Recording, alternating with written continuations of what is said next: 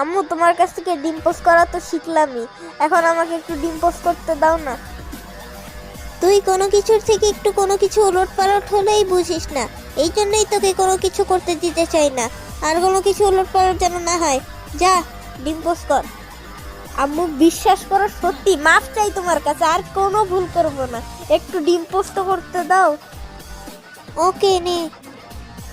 সবাই আমাকে বোকা বলে কেন বুঝি না, আগের দিন নিজের পকেট থেকে নিজেই টাকা নিয়ে হেডফোন কিনলাম, কত একটা বুদ্ধিমানের কাজ করছি। তো হেডফোনটা কানে দিয়ে একটু যো তুম মেরে হো গান শুনতে শুনতে ডিম পোস্টটা করি। পগলু পগলু পগলু পগলু পগলু পগলু পগলু পগলু পগলু পগলু। আরে ঠিক মতন ফোন চালাইতে পারে না, দিতে চাইছিলাম যো তুম মেরে হো Paglu Paglu বাজতেছে।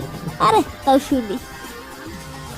Wait a minute, আম্মু ডিম পোস্ত করতেছি, তুমি আগে বলছিলা চুলায় আগুন জ্বলে, এখন তো দেখতেছি পর্দায়ও আগুন জ্বলে, তাই আমি পর্দায়ও ডিম ভাজি করতেছি।